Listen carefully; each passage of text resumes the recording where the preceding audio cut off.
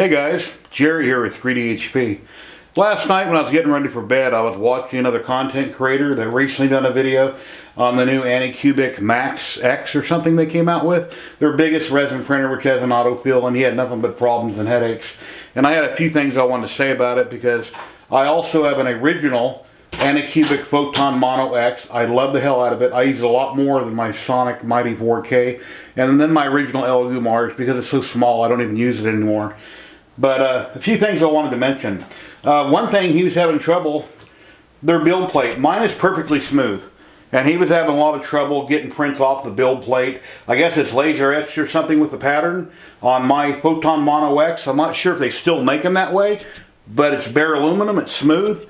And whenever I go to remove prints, I've got this spatula here which has it's ground down on one side.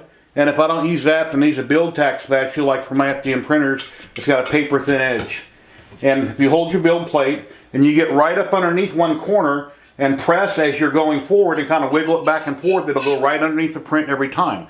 I'm not hacking at it, taking a hammer to it or nothing like that. It's not necessary. Every single print, just get underneath the corner, wiggle it back and forth as you press and push, and it'll go right underneath all your parts. Completely clean it off. Whatever, you know, completely clean it off 100% before you use it the next time.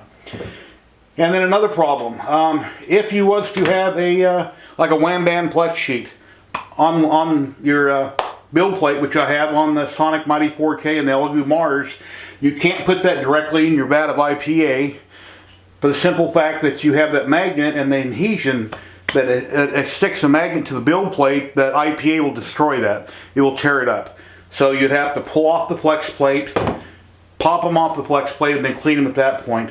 But if you have that magnet on here, you can't clean it in IPA. And whenever I clean up, whether it's my vat, my build plate, if I spill any on the counter, anything, I use spray away glass cleaner. It eats it up, dissolves it with blue shop towels. You can buy these at Walmart, Auto Parts Store, anywhere. Blue shop towels are what I use. They're soft, they won't scratch the FEP. These work wonderfully. Then another issue this person had is on his vat, it has a pour spout on the front right corner. On mine, it's at the back left, which is crazy, because technically you take off the vat, have to spin it around and carefully pour it back into your bottle. Well, when he pours his back into the bottle, it's running everywhere. And sure, that happens to me. I use a front right corner that doesn't have a pour spout, and I'm in kind of a hurry, you know, I'm doing it fairly fast. But there's a way to solve that spillage problem. Go to the dollar store, buy a funnel. This is a big funnel. It'll go in any bottle. And then you go to Harbor Freight, Home Depot, Amazon. You buy filters that are made for paint filters. Because when you dump your resin back in your bottle, if you don't filter it, there might be debris or supports left over from the prior model. If you put them back in your bottle, dump them in next time, the minute that build plate comes down, you're going to tear your FEP, and then you're going to have a leak, which happened in his video. Not sure how it happened, but that's one way it can happen. Or it's going to break your screen. So you need to filter out your resin. Do I always filter my resin? No, but I should. Quite often, I will, if my model looks perfect on the build surface, like nothing broke off or nothing failed, and I clean it up in my IPA, which is right over here. It goes on my wash and cure station. I'll take a blue spatula. It's just soft plastic. I run it through the vat like a lawnmower, checking to see if there's any debris stuck to the FEP, or if I feel any particles. If I'm sure nothing's in it, sometimes I'll go ahead and reprint. Quite often, I will strain my resin through a filter on a funnel in the bottle to double check it.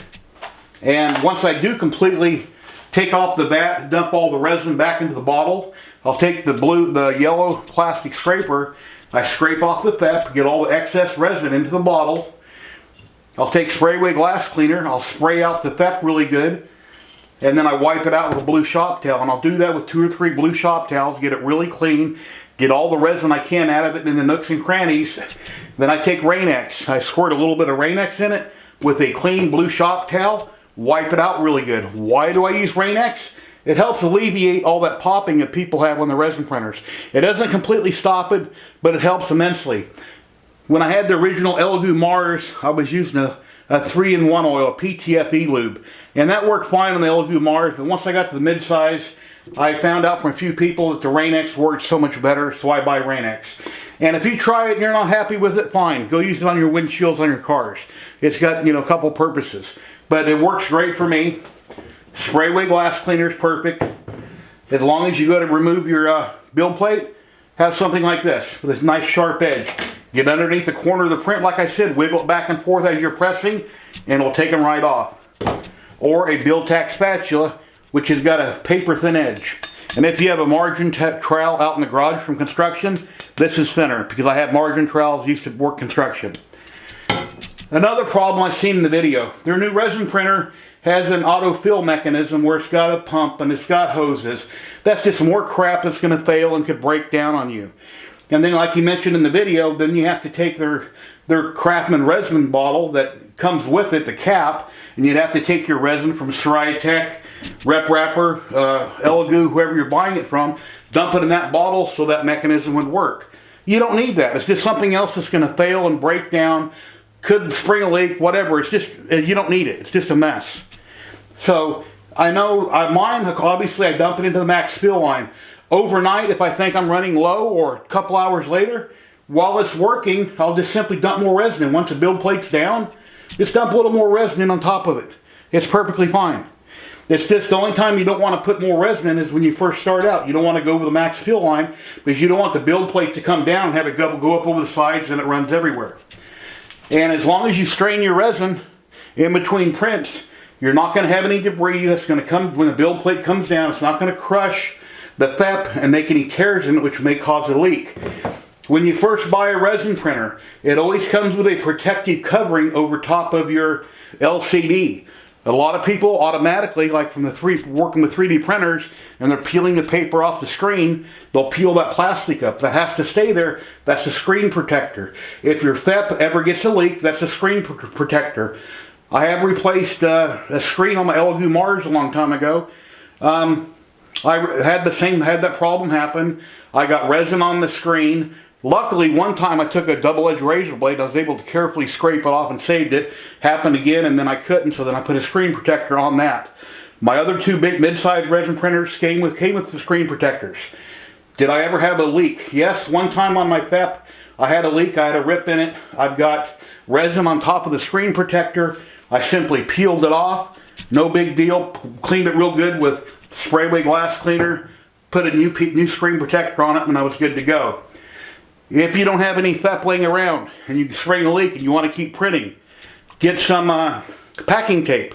A little piece of packing tape on the bottom side, not on the inside, will temporarily save you until you can get some ordered in the mail.